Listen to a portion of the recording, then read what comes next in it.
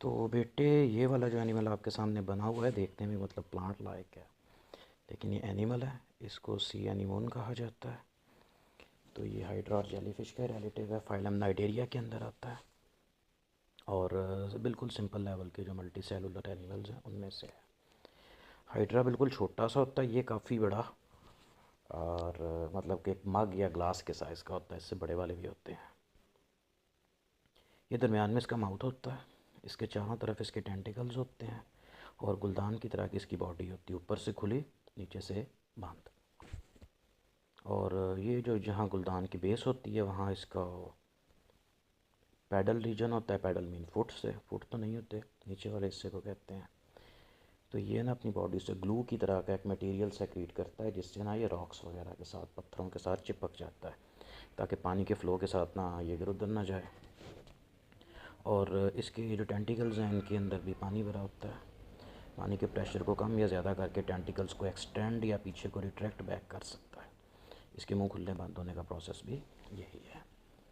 तो ये है रेडियल सिमेट्री।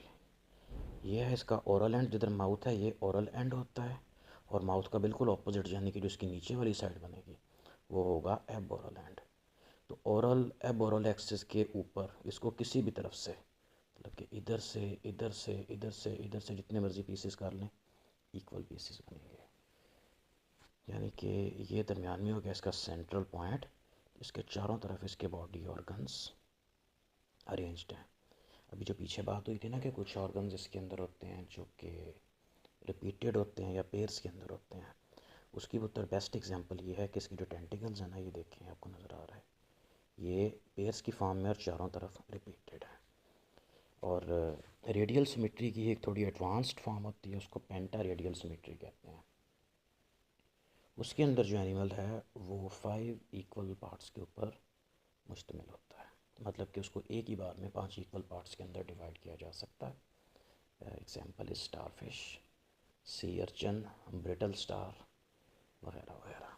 जो फाइलम इकाइनोडर्मेटा उसके मेंबर्स के अंदर पाई जाती है, और वो इससे क्लासिफिकेशन के लिहाज से और कम्प्लेक्सिटी के हिसाब से और एवोल्यूशनरी पॉइंट ऑफ व्यू से बहुत एडवांस्ड और बहुत ऊपर जाके आता है।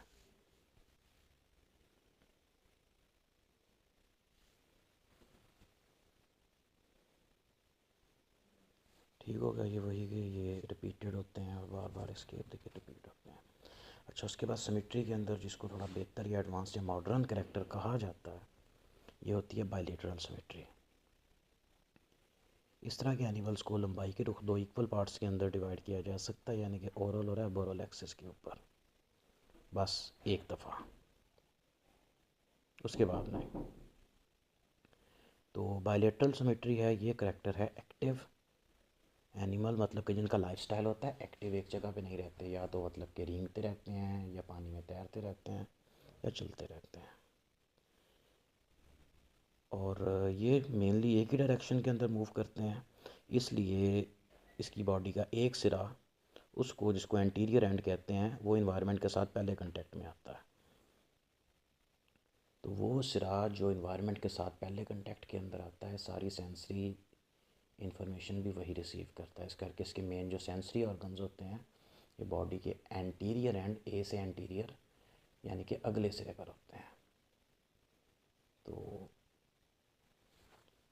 इसके अंदर सभी एडवांस एनिमल्स आते हैं। अब ये देखें, ये जो पिक्चर है ना, ये है एक लोमड़ी की, और इसको ना अंदर से ये मिरर से रख के पार्ट्स में डिवाइड किया गया है। जिधर को इसका माउथ होता है वो होता है एंटीरियर एंड, और जो इसका बिल्कुल पोस्टीरियर एंड है ये पीछे वाला, जो मतलब जिधर माउथ है वो एंटीरियर एंड है। बॉडी का जो बिल्कुल अपोजिट सिरा बनेगा, यानी कि ये टेल वाला, ये होगा पोस्टीरियर एंड। इसी तरह से किसी भी जानवर की जो कमर वाली साइड होती है उसको डॉर्सल साइड कहते हैं, जो उसकी नीचे वाली साइड होती है, बेली वाली साइड होती है, उसको कहते हैं वेंट्रल साइड। अब इसके अंदर इंसान अगर 2 टांगों पे चलता है तो उसकी कमर ऊपर नहीं, बैक वाली साइड पे है।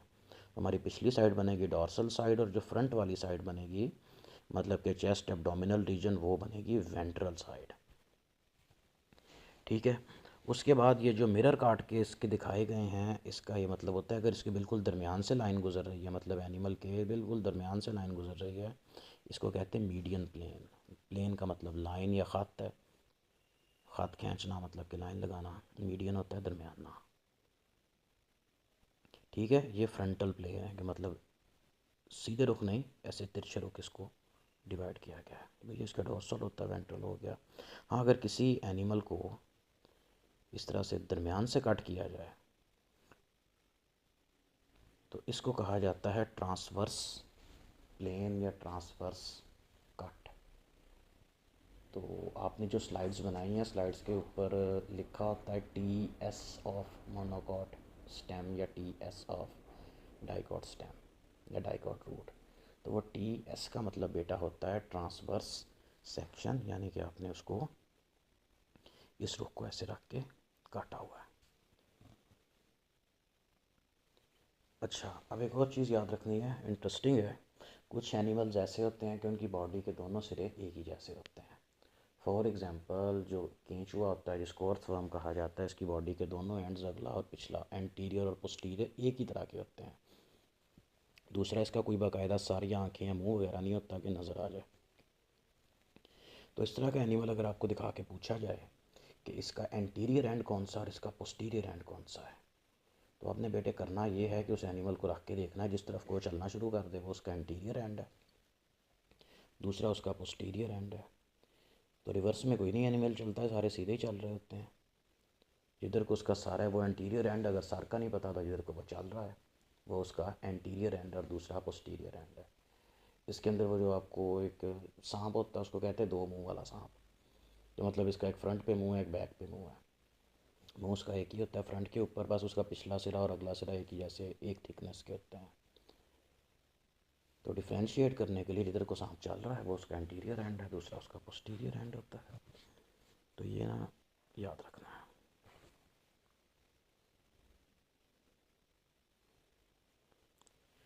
ठीक, तो जब सारी सेंसेस बॉडी के एंटीरियर एंड अगले सिरे पे जमा हो जाती हैं, इस प्रोसेस को कहा जाता है सेफलाइजेशन। ग्रीक वर्ड केफेलिक का मतलब होता है हेड, तो सेफलाइजेशन का उत्तर मतलब हुआ फॉर्मेशन ऑफ हेड, यानी कि सारी सेंसेस एनिमल की बॉडी के अगले सिरे पे इकट्ठी हो जाना और उन्होंने सर की शक्ल ले ली। तो अगर हम अपनी खुद की भी एग्जांपल की बात करें ना, हमारी जितनी मेजर सेंसेस हैं हमारे सर के अंदर इकट्ठी हैं। मतलब हमारे हेड वाला रीजन, तो सूंघने की, चखने की, बोलने की, सुनने की, देखने की, चीज़ों को सोचने की, जो सिक्स सेंस होती है वो भी, और इवन की जो टच वगैरह की या प्रेशर की, सारे रिसेप्टर हमारे हेड रीजन के अंदर होते हैं।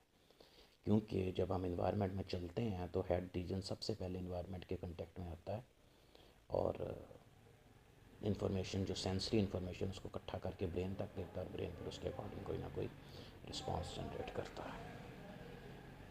तो ये सेफलाइजेशन या प्रोमिनेंट हेड होना, ये एडवांस एनिमल का करेक्टर, और इस तरह का एनिमल जिसमें कोई बाकायदा सर वगैरह नज़र नहीं आ रहा, वो प्रिमिटिव और सिंपल एनिमल्स का करेक्टर है, जिस तरह से केंचुए की एग्जांपल दी। हाँ, वो जो सांप होता है, सांप केंचुए से ज़्यादा एडवांस है, जिसको इंडियन सैंड बोआ कहा जाता है, दो मुंह वाला सांप या दमुई।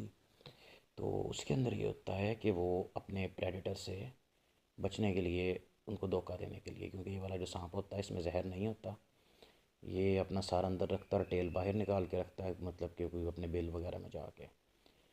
तो इसके प्रेडेटर्स को यही लगता है कि सांप बाहर ही देख रहा है, हालांकि उसका सार नहीं, इसकी टेल होती है।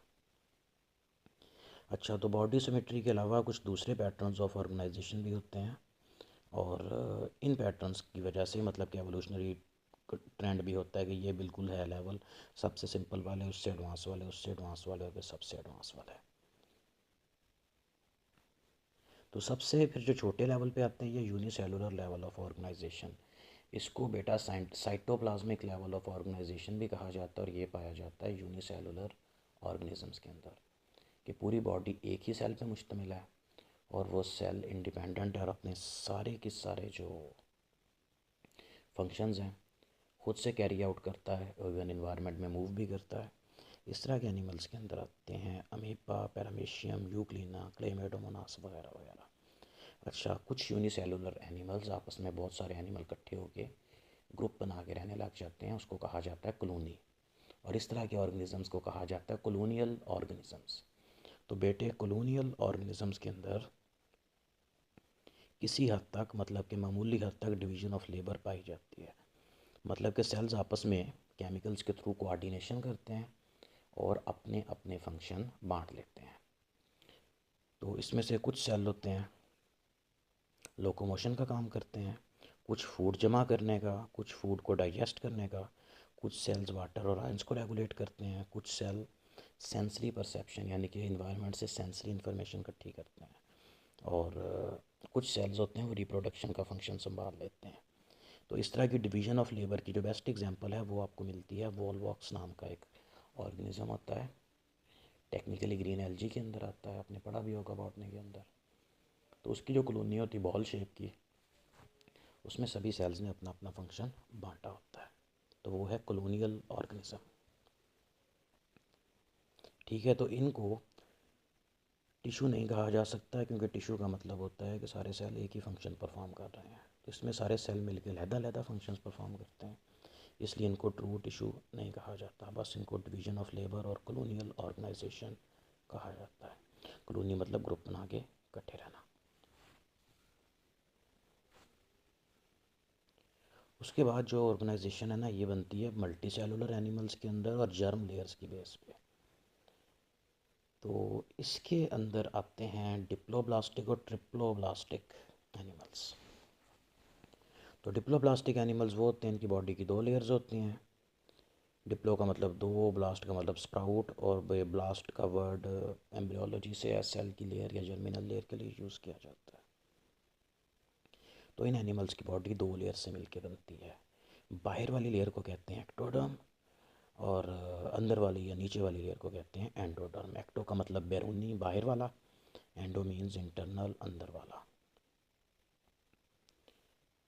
ठीक हो गया, तो ये सिंपल मल्टी सेलुलर एनिमल्स के अंदर आते हैं, और most of the times in दो लेयर्स के दरमियान में एक जेली की तरह का मटेरियल, जिस तरह खाने वाली जेली होती है उस तरह का मटेरियल फील्ड होता है, उस मटेरियल को कहते हैं मिजोग्लिया।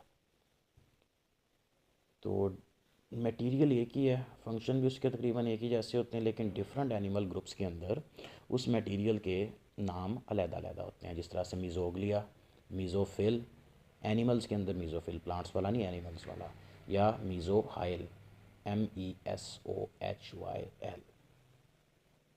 या मीज़न काइम लेयर। तो ये एक्टोडर्म और एंडोडर्म के दरमियान वाली लेयर है। इसका काम होता है कि बॉडी में थोड़ी स्पेस प्रोवाइड करना और बॉडी के अंदर किसी हद तक ट्रांसपोर्टेशन, चीज़ों की स्टोरेज वगैरह करना।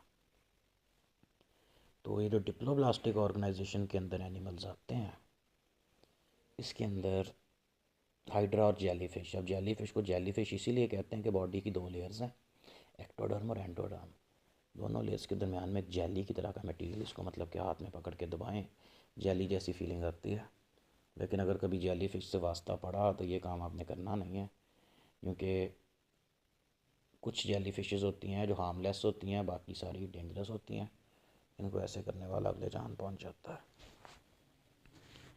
अच्छा, तो ये उसका ट्रांसवर्स सेक्शन है, मतलब कि बॉडी को ऐसे दरमियान से रख के काटा गया है। तो बॉडी के सबसे ऊपर या बाहर वाली साइड के ऊपर जो चारों तरफ लेयर है, ये एक्टोडर्म जो ब्लू, डार्क ब्लू कलर की बनी है, और सबसे अंदर वाली लेयर जो है ये है एंडोडर्म जो कि येलो कलर से बनी है। एक्टोडर्म और एंडोडर्म के दरमियान में ब्लू कलर की, स्काई ब्लू कलर की एक लेयर है, इस लेयर को कहा जाता है मिजोग्लिया। ठीक है, जेली की तरह का जो मटेरियल है। और इन लेयर एंडोडर्म के दरमियान में जो वाइट कलर की जगह है, गट यानी कि एनिमल का डाइजेस्टिव सिस्टम।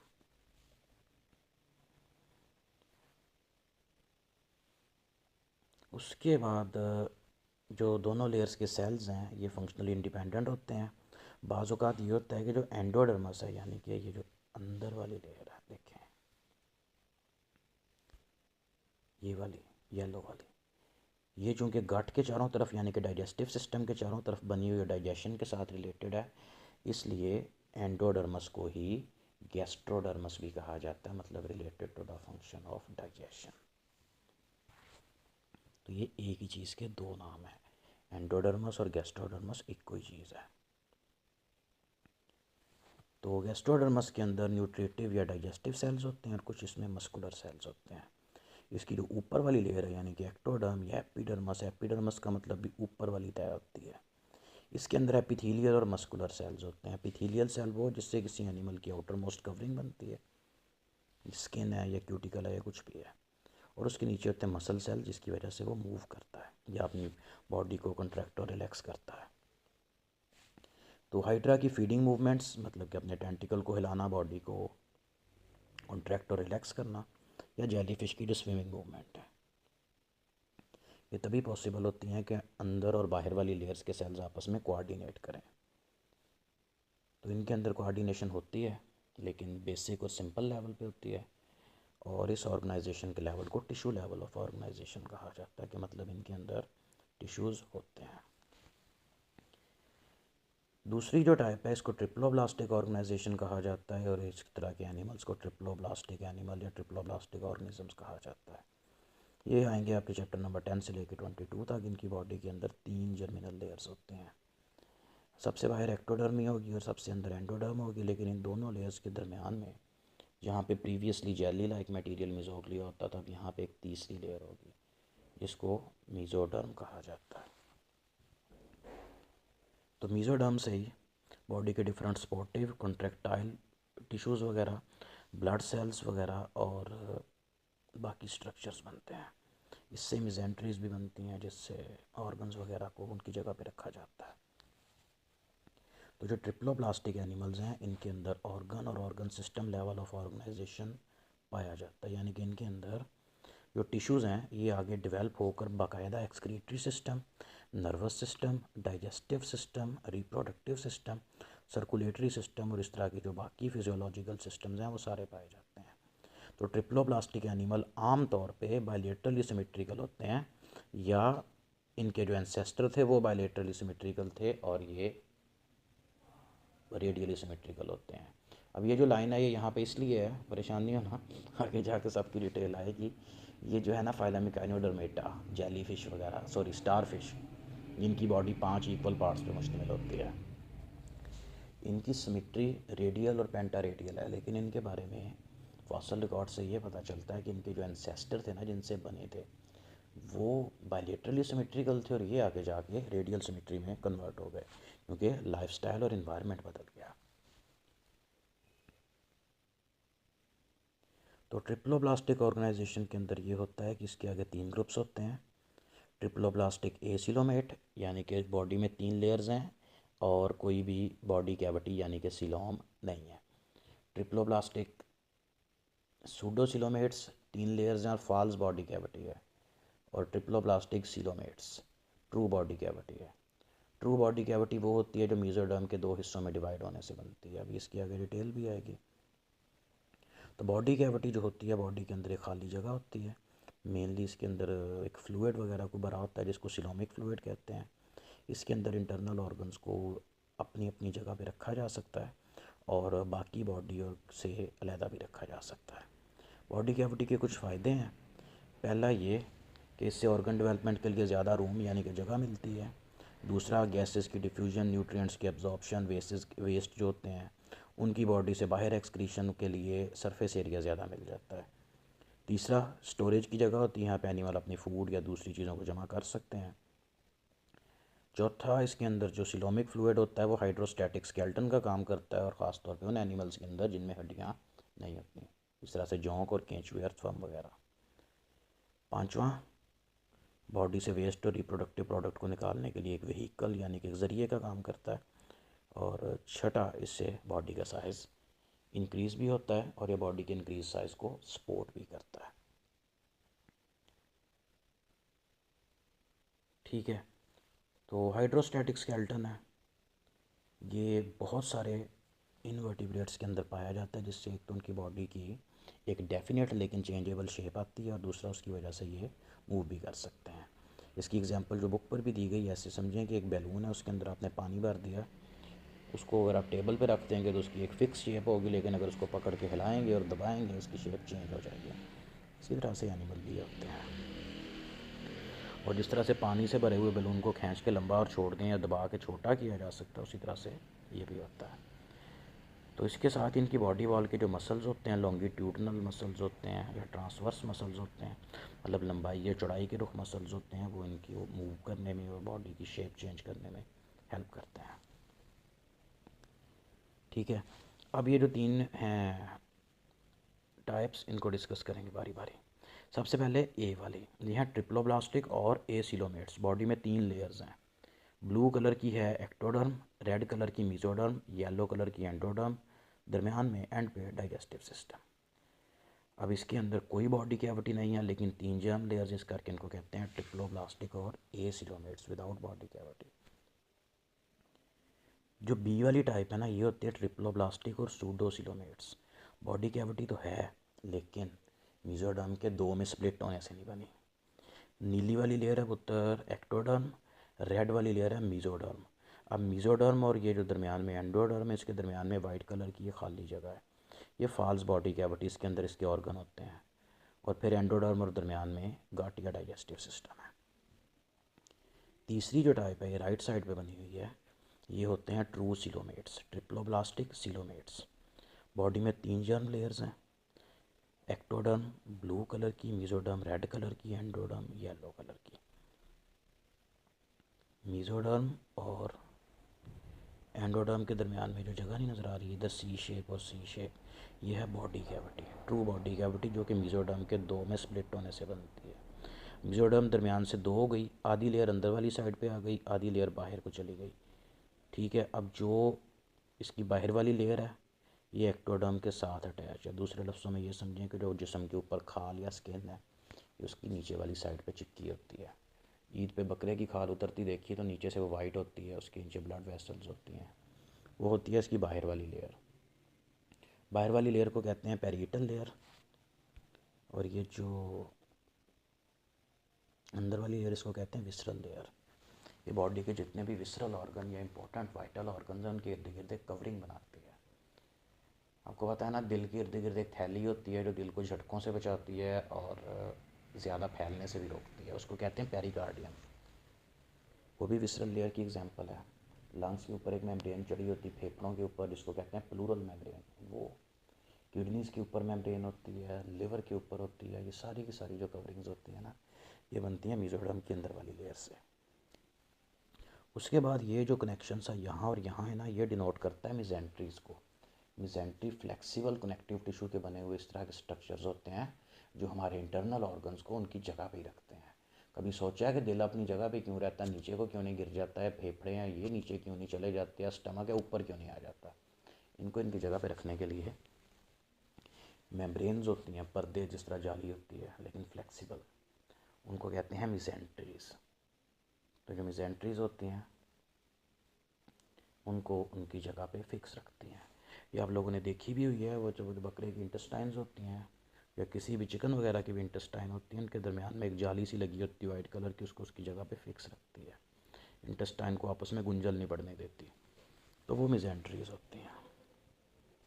तो ये आपका टॉपिक इम्पोर्टेंट है, बस इतनी चीज़ इसके अंदर समझने वाली है। ठीक हो गया, तो इसको देख लीजिएगा। हायर एनिमल टेक्सोनॉमी जो है ये आपको पढ़ा दी जाएगी, लेकिन इसके अंदर से आपको पेपर में फिल वक्त कुछ नहीं आएगा। ठीक है, तो जो आपने टॉपिक अच्छे से करने हैं उन टॉपिक्स का सुने। 5 किंगडम सिस्टम ऑफ क्लासिफिकेशन अच्छे से करें, सिमेट्री वाला जो क्वेश्चन है वो करें, और ये जो एसिलोमेट सूडोसिलोमेट वगैरह है ना ये करें, आपको ग्रुप में बता दिया जाएगा। तो किसी बच्चे का कोई क्वेश्चन है तो पूछ सकता है। Thank you very much and अल्लाह हाफिज़।